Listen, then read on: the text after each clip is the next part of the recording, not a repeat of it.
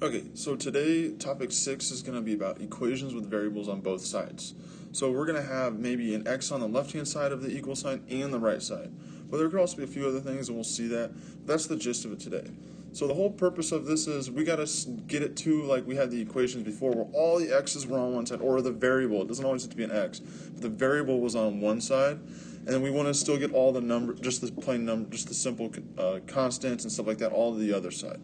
So we're going to start off with here with example 1. I want you to write this down, and then we're going to do this one together. So, with this, what I like to do is I like to get the variables all to one side. It doesn't matter which side you go to. It's up to you on your preference. I'm going to pick going to the right-hand side because I don't like negatives. So I'm going to avoid trying to have negative numbers. So I'm going to get rid of that negative 3x on the left-hand side. So in order to get rid of that negative 3x on the left-hand side, we must do the opposite, or the inverse operation again, like we've been practicing.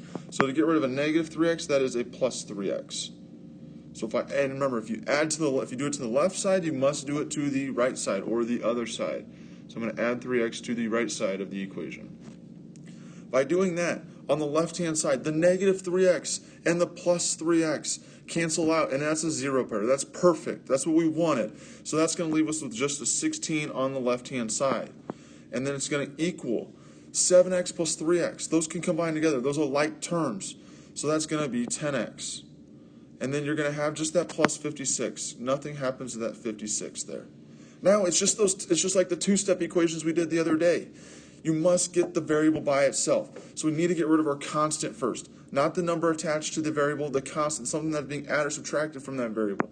So we're going to get rid of that plus 56. And to get rid of that plus 56, we'll minus 56. And we'll minus 56 from the other side. Remember, both sides cannot just do it to one. After doing that, you get on the left-hand side, 16 minus 56 is negative 40 equals 10x. And then you're going to have plus 56 minus, that's your zero pair, perfect. Now, the last step, how do you get x by itself? Well, 10, what operations between 10 and x? That is a product, which is multiplication. So we're going to divide. The opposite of multiplication is division.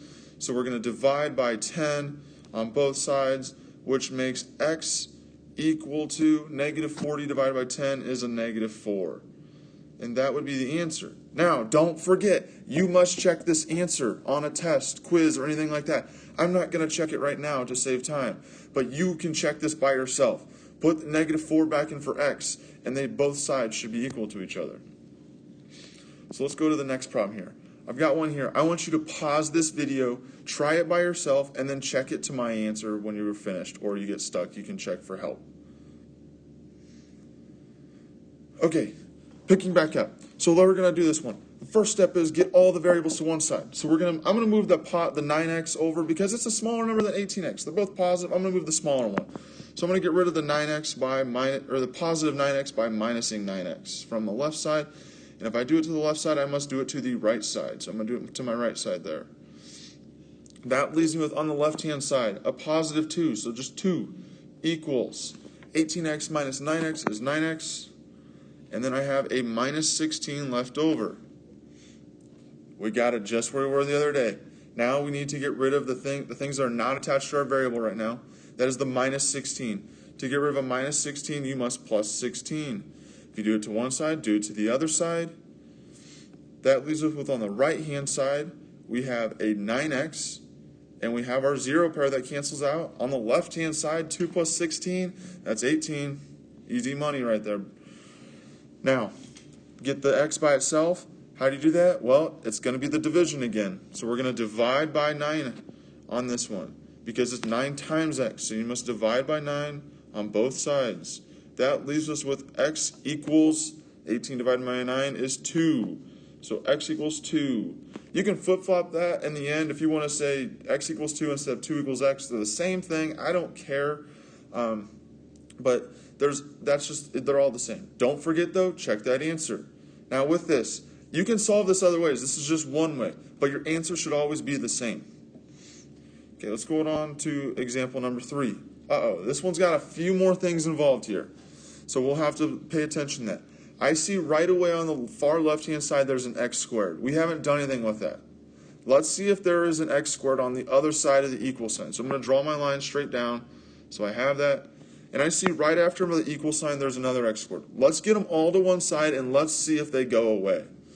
So I have a positive x squared on the left-hand side.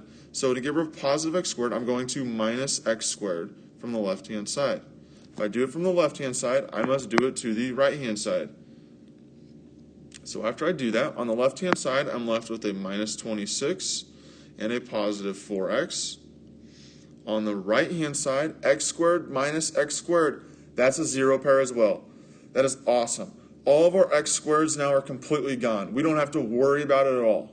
So we're going to have just an 8x, because nothing happens to that, and then a positive 26. Now, be careful.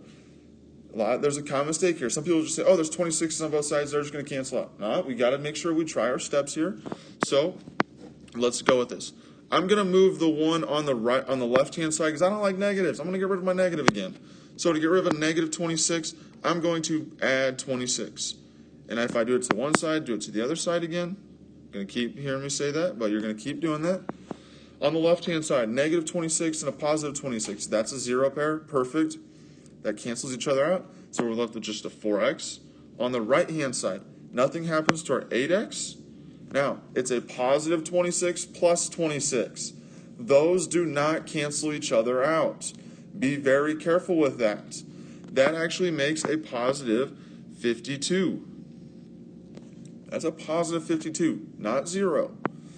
Now, I still have x's on both sides, so I took a different route here, which is totally fine. This is a little bit different. I took a different route to show a different way. I don't care, you can move stuff around different ways, but you should still get the same thing. So I'm going to move my x to the other side. So I got to move the 8x because the x has got to be on one side by itself. So I'm going to subtract 8x from the right-hand side. I'm going to subtract it from the left-hand side. 4x minus 8x is a negative 4x equals a positive 52. Okay, so our last step here is going to be, we need to get the x by itself. So I'm going to divide by 4, and I'm going to make it a negative 4. Divide by a negative 4. Take that negative with it still. Negative 4 divided by negative 4 is a positive, so that's just going to be x equals 52 divided by negative 4 is a negative 13. And that is our answer. Do not forget to check your answer.